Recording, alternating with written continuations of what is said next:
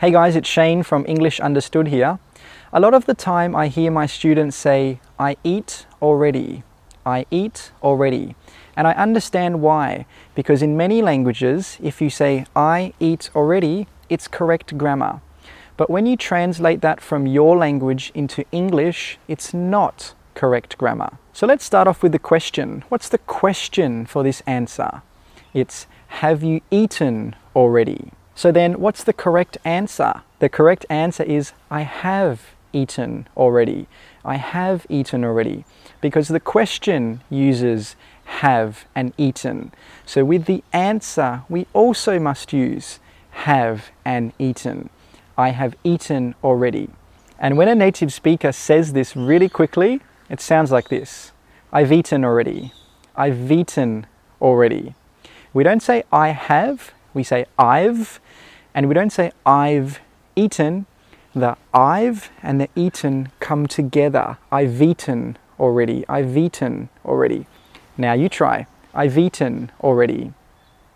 So the next time you want to say you have eaten already, you can say I've eaten already. I've eaten already.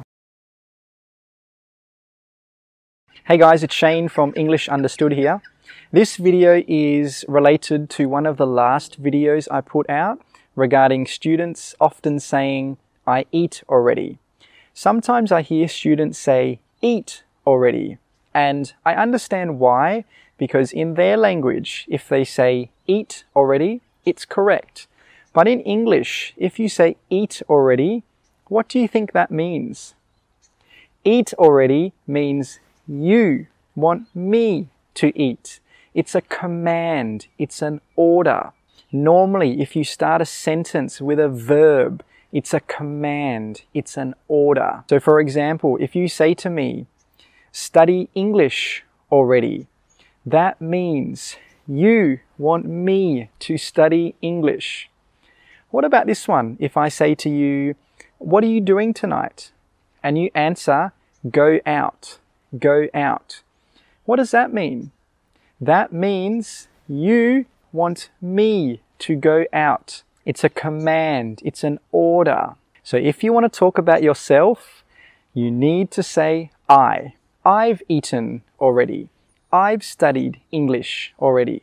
I'm going out tonight. So just remember, if you start a sentence with just a verb, normally it's an order. It means you want me to do something. Hey guys, it's Shane here from English Understood and welcome to part 2 of this Common Mistakes series.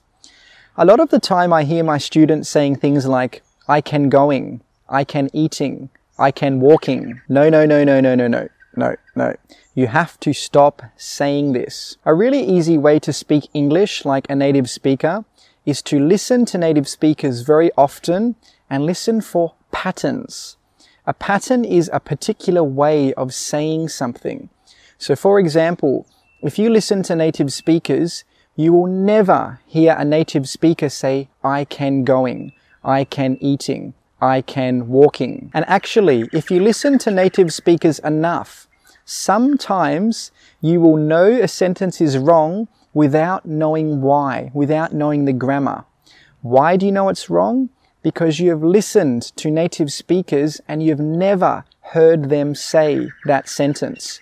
And normally, if a native speaker hasn't said that sentence, then the grammar is probably wrong. So how can we fix this problem of saying, I can going, I can eating, I can walking? It's very easy. Just don't say the ing. Just say, I can go, I can eat, I can walk. How easy was that? English is easy, right? We improved your English in about 3 minutes. Hey guys, it's Shane from English Understood here, and this is part 3 of the Common Mistakes series. A lot of the time I hear my students say things like, so useful content, or so beautiful girl. No. A really easy way to speak English like a native speaker is to listen to native speakers and listen for patterns. A pattern is a specific way of doing something, a particular way of doing something. So for example, if you listen to native speakers, You will never hear them say, "so useful content" or "so beautiful girl." What would he say instead then? He would say, "such useful content." It's such useful content, or such a beautiful girl. She is such a beautiful girl. We have a before girl, right? Because girl is a noun, and normally before nouns we need an article, right? So if you want to emphasize something and make it stronger, you can say such. For example, useful content is here. Such useful content is up here. Beautiful girl is here. Such a beautiful girl is right up here. Hey guys, it's Shane from English Understood here, and this is part 4 of the Common Mistakes series. A lot of the time I hear my students say things like, "I tell him already," "I tell him already." And what's wrong with this sentence? Why is it not okay? Because we have tell, which is a present tense verb, right? And then we have already, which is something that happened in the past. So we've got present tense, and then we've got past tense coming together like this. They don't go together. If you say this, yes, a native speaker will understand you, but it's not the correct grammar. So when you're speaking English, always try and make your sentences go together. For example, present and present. But if you use past and present, it'll be like this. It won't go together. Okay, so how can we fix this sentence, "I tell him already"? The first thing we could do is to not use the word already. We could just say, "I tell." And what does this mean? Well, it's a present simple sentence, so it's probably a habit or a routine, something that happens all the time, past, present, and future. And how can we fix this sentence to make this sentence say that it was one thing that happened in the past? Well, we could say, "I told him already." This sentence means this action is finished and it was only one action which happened in the past, only one time. This is the kind of knowledge you need if you want to understand English like a native speaker. You need to see a sentence and know the meaning. Is it talking about the past, the present? How many times? Once you start to understand the meaning of English sentences like this is when you will start to understand English like a native speaker. So just remember, when you're making sentences in English, the words have to go together. Hey guys, it's Shane from English Understood here. A lot of the time when I'm listening to non-native speakers speak English, I can tell that they're non-native speakers because they don't use connected speech. Connected speech is when words and phrases are pronounced differently than how they should be pronounced. So for example, "What are you doing?" What are you doing? This is correct. The pronunciation is correct. But when a native speaker says this, he'll say it really fast and it will sound like this. "What are you doing? What are you doing? What are you doing?" So today I want to give you a tip to help you improve your connected speech so you can start sounding more like a native speaker. And is a very common word in English, right? We use it every day, 100 times, 1,000 times. Let's say we have "and" here, and then we have another word after "and" this word starts with a vowel. You can join these two words together. Let me show you what I mean. Let's pretend we have two words together, "and apples," "and apples." When we say this really quickly, we don't say the D, we just say "an." And when we join "an" and apples together, it sounds like this, "an apples," "an apples." So for example, if I say, "I went to the shop today and I bought some pears and apples," "an apples." Let's look at some more examples with different vowels. "An elephants," "an elephants."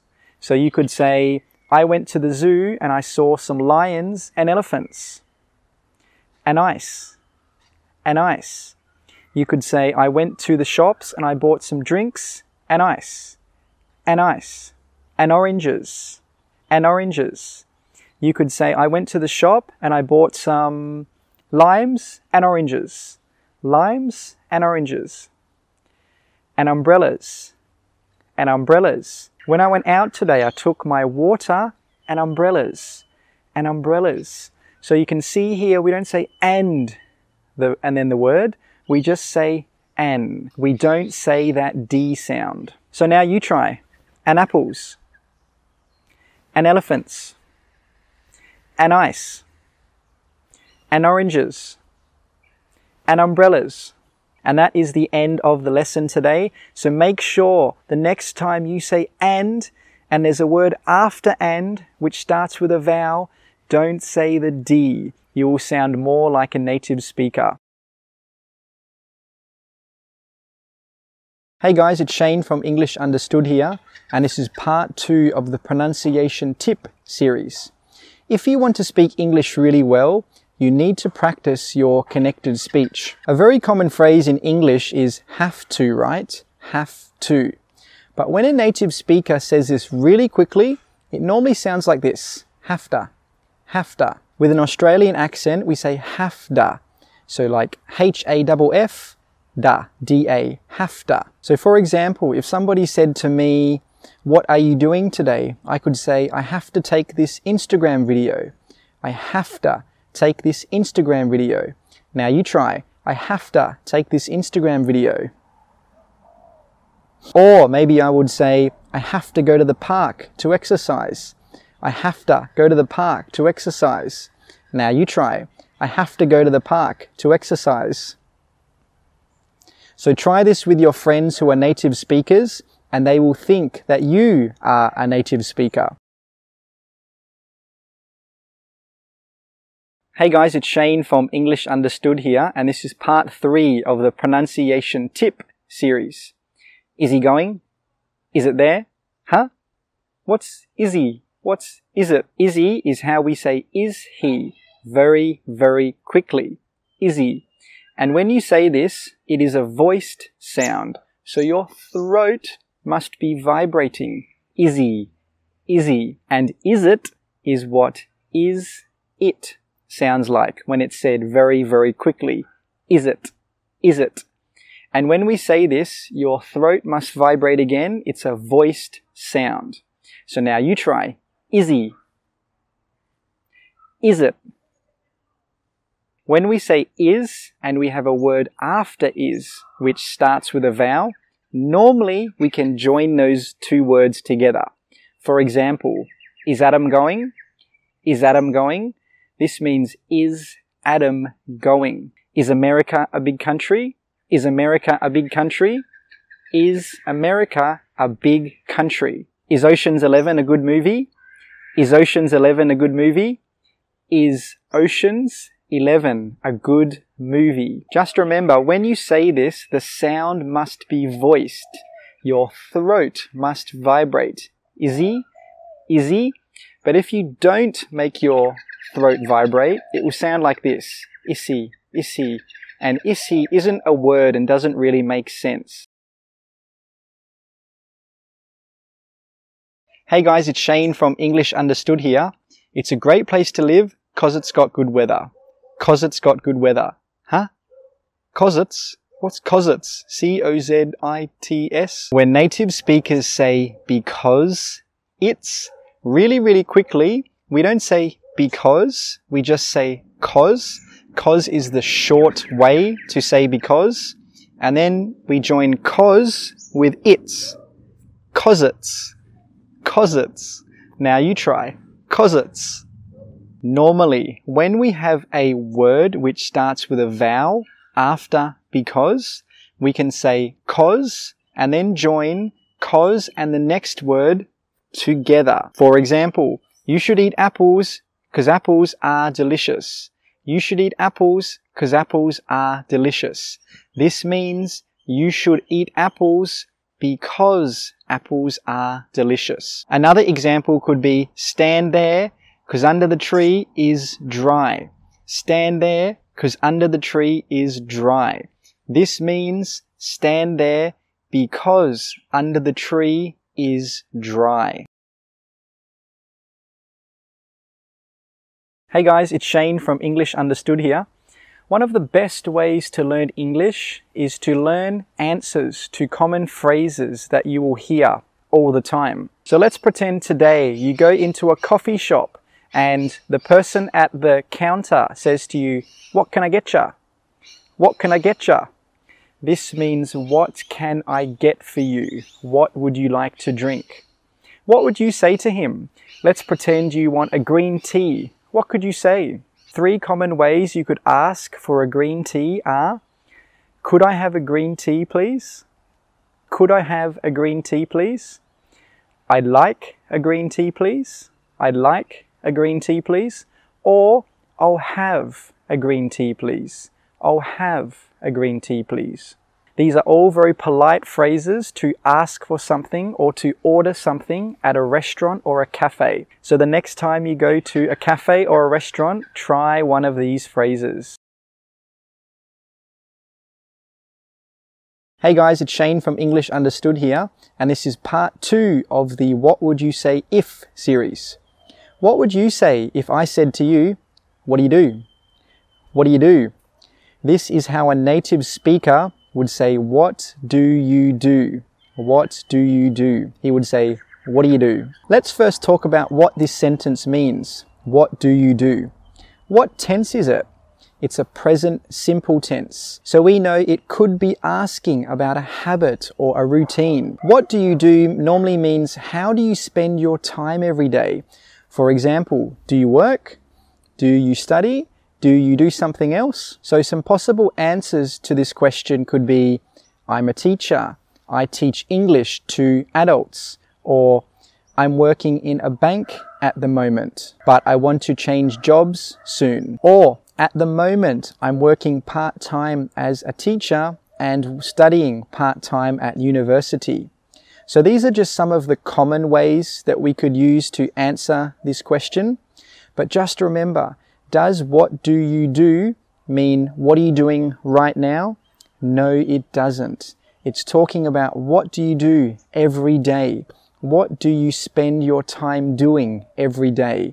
Do you work? Do you study? Or maybe do you do something else? Hey guys, it's Shane from English Understood here, and this is part 3 of the What Would You Say If series. What's going on? What's going on? This is how native speakers say, what's going on? What's going on? When we say this really quickly, we don't say what's, we say was. We don't actually say that T sound. And we don't say going, we say goin'. And then we join the goin' and the on together. What's going on? What's going on? Now you try. What's going on? What's going on is a very informal greeting, and it does not mean how are you. So if someone says this to you, please don't say I'm good. What's going on can have many meanings, but the main meaning is normally what's happening.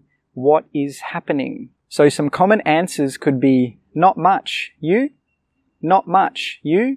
This is saying that not much is happening. Another common response could be, I just finished work. What about you? I just finished work. What about you?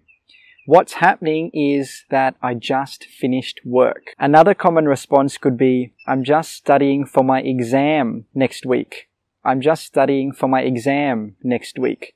So what's happening is that I am studying now for my exam next week. And sometimes if somebody says, what's going on to you? You don't even have to answer this question. You could reply by saying, hey, how are you? Or just start by talking about a different topic.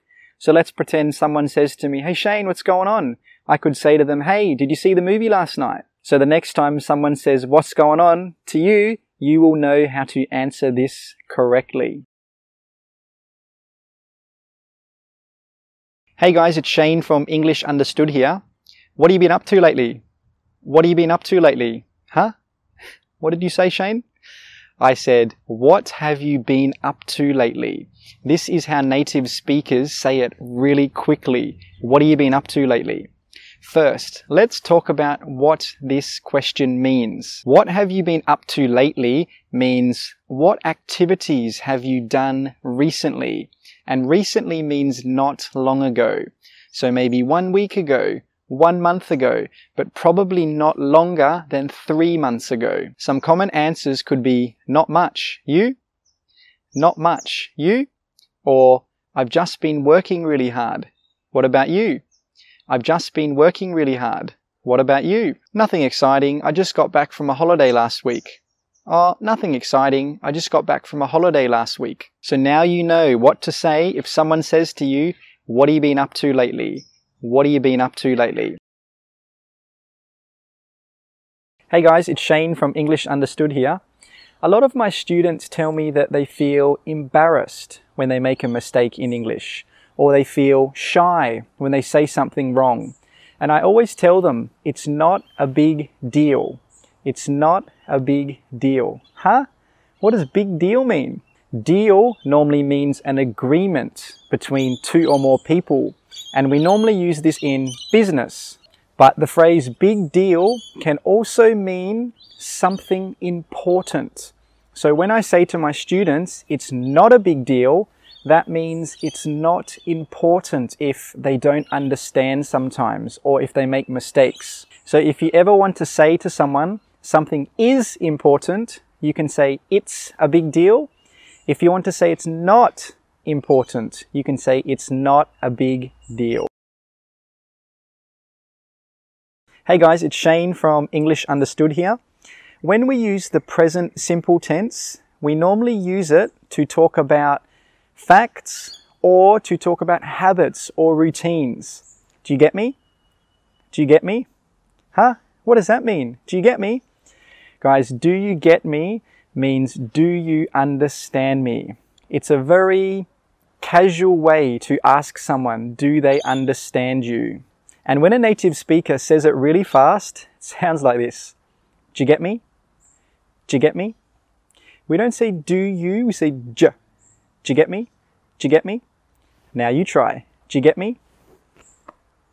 So if I say, do you think he got me?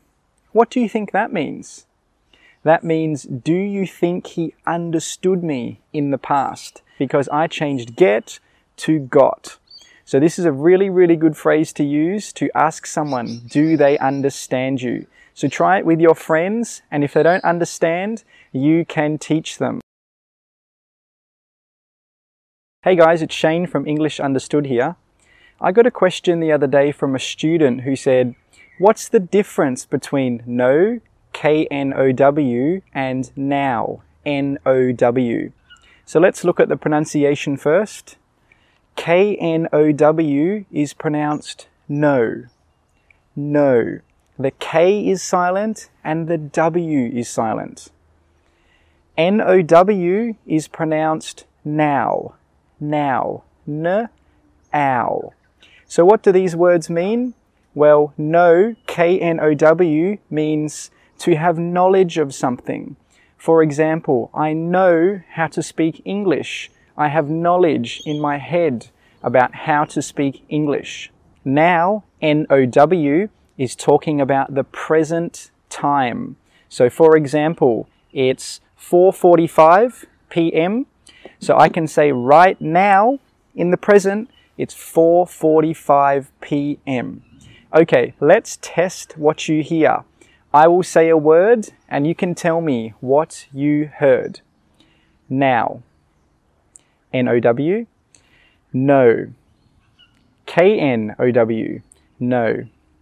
K-N-O-W. Okay, I'm going to say some sentences with missing words. And I want you to fill in the missing word with no, K-N-O-W, or now, N-O-W. You want to speak English. You want to speak English. It should be I know you want to speak English because I have knowledge that you want to speak English. And the second one, this video is going to finish. This video is going to finish. It should be now. Hey guys, it's Shane from English Understood here. Many people want to change their jobs, but when it comes to the crunch, they don't do it. Huh? Comes to the crunch? What does this mean? Crunch normally means when you bite something, right? And it makes a sound. But comes to the crunch is an idiom, which means when it comes to a very important or difficult time and you have to make a decision. So the example before, many people want to change their jobs, but when it comes to the crunch, they don't do it. So when it comes to the important time to make a decision, do they change jobs? No, they don't. Another example could be, he wanted to break up with her, but when it came to the crunch, he didn't do it. So when it came to the important time to make a decision, did he break up with her? No, he didn't. Hey guys, it's Shane from English Understood here. I would do homework every day, but I don't do it anymore. What am I talking about here? The past, the present, or the future?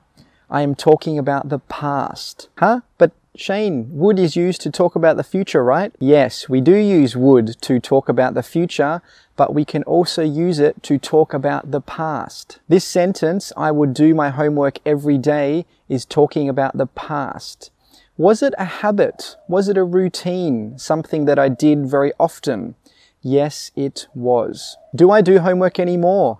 No. So this is the meaning of would do my homework every day. It's finished now, but it was something that I did as a habit in the past. But I don't do it anymore, it's finished now. Another example, when I was a child, I would go to the park with my family every Sunday. What am I talking about? Past, present, or future? The past. Is it something that I did very often? Yes, it was. Do I do it anymore? No, I don't. So just remember, when we use would to talk about past habits, normally we use it with a present tense verb. I would eat, I would run, I would go. We normally don't use the verb to be with would when we're talking about the past. And to make it really clear that you are talking about the past, it's always best to give more information. For example, when I was a child, I would. When I was at high school, I would. When I was at university, I would. Hey guys, it's Shane from English Understood here. I got a question the other day from a student who said, how do I use the word having? And this is a really good question because most people know how to use the word have. For example, I have a jumper or I have a phone. But we don't really say I'm having a phone or I'm having a jumper. So how do we use having? One of the main uses of having is when we make something happen or cause something to happen. For example, I'm having my house painted. Who's painting the house? Me or someone else? Someone else. What if I say I'm having my brother go and pick up the parcel from the post office? Who's doing it? Me or my brother? My brother. Another use of having is to experience something. So for example, I'm having a great time at the beach right now. What am I talking about? Past, present, or future? The present. Or another example could be, he wasn't having much luck at the casino. We are talking about his experience at the casino. Another use of having is to talk about certain things. For example, if I say, what are you doing? And you are eating dinner, you could say, I'm having dinner. This just means I'm eating dinner right now. And another use of having is to talk about parties. For example, I could say, I'm having a party this weekend. What am I talking about? Past, present, or future? I'm talking about the future. Who organized the party? Me or someone else? Probably me, because I said I'm having a party. So these are some of the main uses of having. They are not all of the uses of having, but they are the main ones. Hey guys, it's Shane from English Understood here. Keep it up, John. Keep it down, John. Huh? Keep it up, keep it down. What's the difference? Keep it up is a phrase we use to give encouragement to people, to tell them that they are doing a good job. So for example, let's pretend I have a student who's learning English and he is getting better and better and better. And I want to encourage him, to make him feel better. I can say, keep it up, John. But keep it down is a phrase which means be quiet. Be quiet. So for example, if I say, John, keep it down, do you think John is being loud or he's being quiet? He's probably being loud. So let's pretend I'm at the movies and there's someone sitting in front of me who's really loud, making lots of noise. What can I say to him? I can say, keep it down, keep it down. This means be quiet, be quiet. What about if my friend has been going to the gym for the past 3 months and I can see he's getting fitter, he's getting stronger, he's happier? What can I say to give him some encouragement? I can say, keep it up, keep it up. This means don't stop. Do what you're doing, continue what you are doing because you are doing well. Hey guys, it's Shane from English Understood here. I got a question the other day from a student who said, what's the difference between choose, C-H-O-O-S-E, and chose, C-H-O-S-E? Let's start with the pronunciation first. Choose, C-H-O-O-S-E, choose, ch-ooze. The sound in the middle, the vowel sound, is an oo sound, choose. Chose, C-H-O-S-E, that word has a different vowel sound in the middle. Ch-oze, ch-oze. The first word, choose, ch-oo. The second word is chose, ch-oze. Choose and chose have the same meaning, but choose is a present tense verb and chose is a past tense verb. Choose and chose just mean to decide what you want out of 2 or more things. So an example sentence could be, I don't know what to choose. What am I talking about? Past, present, or future? The present. Or another example could be, I chose the wrong shoes. So what am I talking about here? Past, present, or future? The past. Now I will say choose or chose, and I want you to tell me what you heard. Number 1, choose, choose. This is C-H-O-O-S-E. Number 2, chose, chose. This is C-H-O-S-E. And number 3, chose. This is also C-H-O-S-E. Hey guys, it's Shane from English Understood here, and this is part 1 of the English proverb series. What's a proverb? What's the difference between a proverb and an idiom? Well, an idiom is a phrase or a sentence that has a different meaning from the individual words by themselves. But a proverb is a sentence or a phrase which is normally known by many people, and it's used to teach or to give knowledge. So the proverb for today is, a bad workman blames his tools. A bad workman blames his tools. What do you think this means? This means that if someone does a job very poorly, they will blame everything else but themselves.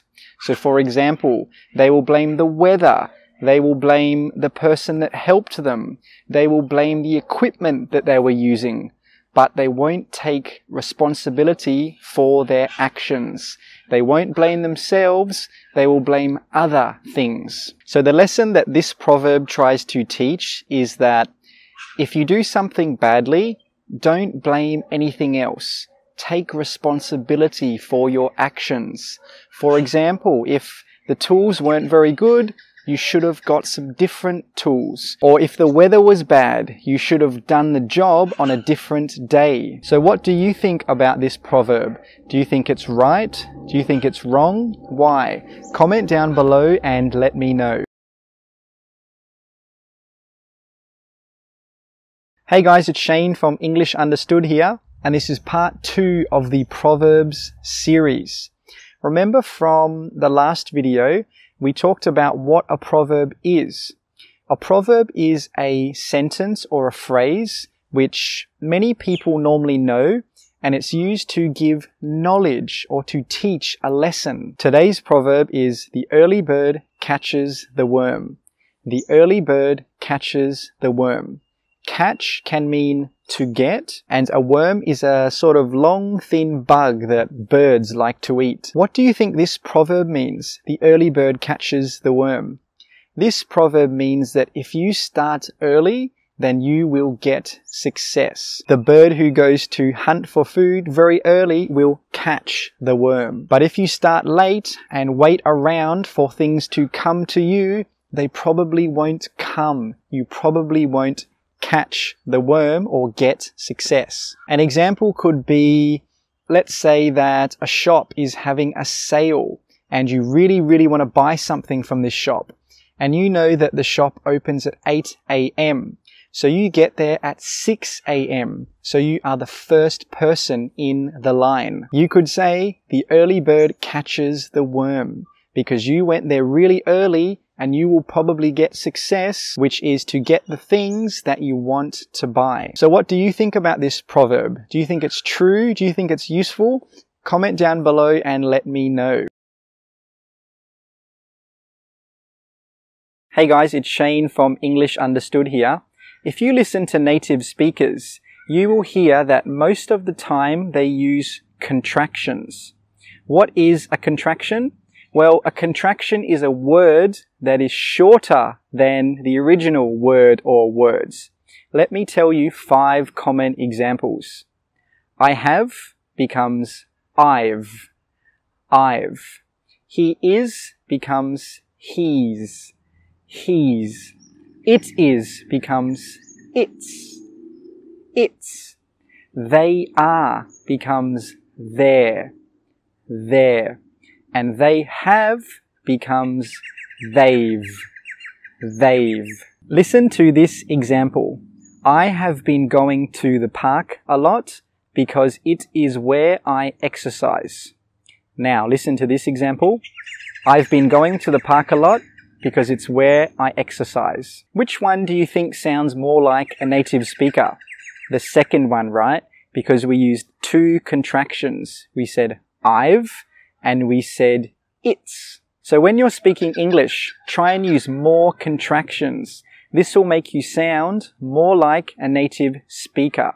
But please note that when speaking or writing quite formally, it's better to not use contractions. But in everyday situations, it's fine to use contractions. Hey guys, it's Shane from English Understood here. A very common question I get all the time is, what's the difference between no and not? And this is a really good question because no and not are really common words in English, so it's important you are using them correctly. Let's start with no first. One of the first uses of no is to answer a question, right? Do you like ice cream? No, I don't. Do you like shopping? No, I don't. The second way we use no is before a noun phrase with no article. So for example, we could say no children allowed. No children allowed. Or we could say there's no way that we can do this. With children and with way, there's no article before them, so we can use no. Now, when we're using not, one of the main uses of not is to show the opposite of something. For example, I do like ice cream. I do not like ice cream. I do like shopping. I do not like shopping. We can also use not with nouns that have articles and adjectives. So for example, I want the blue one, not the red one. Not the red one. Or we can say he is not friendly. Friendly is an adjective, right? So we can use not before friendly. He is not friendly. So now you understand the basics of how to use no and not. But just remember, these are very basic rules and there will always be exceptions to the rules. Hey guys, it's Shane from English Understood here. You can improve your English this year. It's definitely on the cards. Huh? On the cards? What does that mean? We don't have any cards. On the cards is an idiom which means something that is likely to happen. So if I say to you, improving your English is on the cards, do I think it's likely that it will happen or not likely it will happen? I think it's likely that it will happen. Another example could be, it's on the cards for them to get married this year. So do I think they are going to get married this year?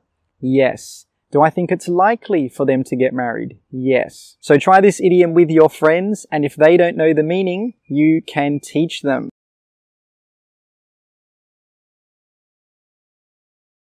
Hey guys, it's Shane from English Understood here. I shouldn't do that. I just shoot myself in the foot. I shouldn't do that. I just shoot myself in the foot. Huh? What does that mean? Shoot myself in the foot. Shoot means to fire a gun, right? And foot is at the end of your leg, right? But I don't see a gun. I didn't shoot anything. Shoot yourself in the foot means to make a situation worse for yourself. You spoil the situation for yourself. So in the intro, I said that I shouldn't do that. I just shoot myself in the foot. Does this mean I'm making the situation better or worse? It means I'm making the situation much worse. Another example could be, if you don't take his offer, you're shooting yourself in the foot. If you don't take his offer, you're shooting yourself in the foot. So if he doesn't take the offer, is his situation getting better or worse? It is getting worse. It will get worse.